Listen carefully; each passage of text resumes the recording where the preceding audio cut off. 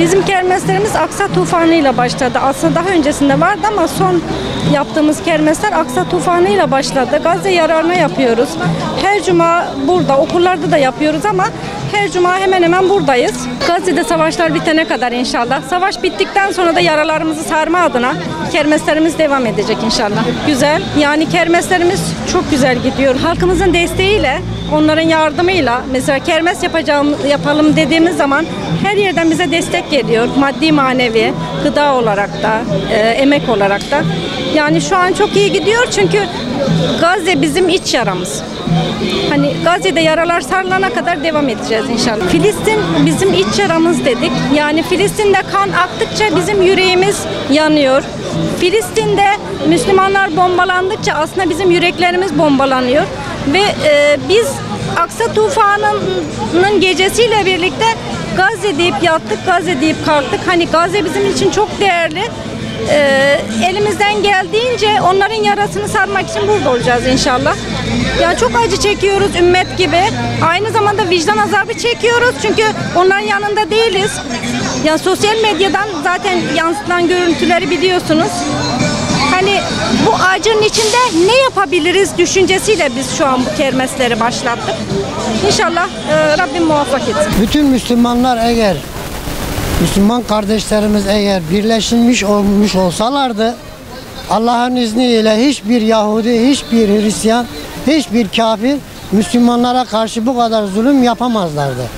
Güçsüz olduğumuzdan dolayı paramparça, parça parça olduğumuzdan dolayı gavur da atını koşturuyor.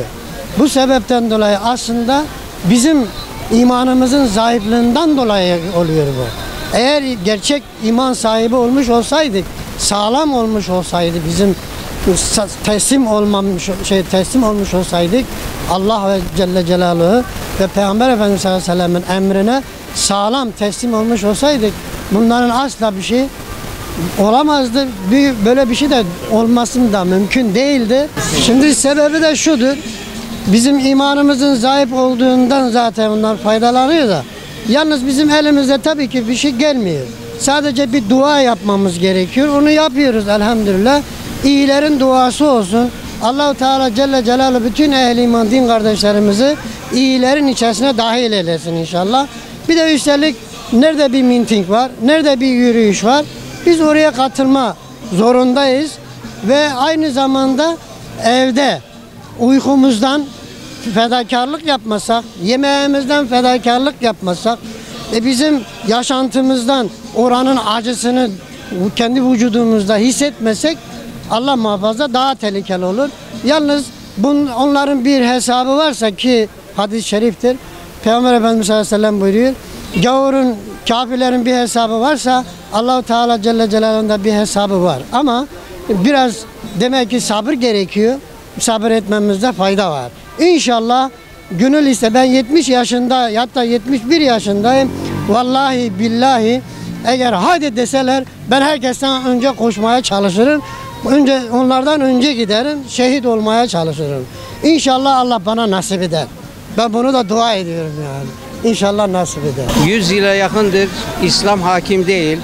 Halkın Müslüman olan ülkelerin başındaki liderlerin Müslüman olmadığını, tek tük olanlar da varsa, Müslüman olan varsa da bunlar da kukla olduğunu, bundan dolayı müstekbirler, Birleşmiş Milletler, İsrail istediği yerde atını oynatabiliyor.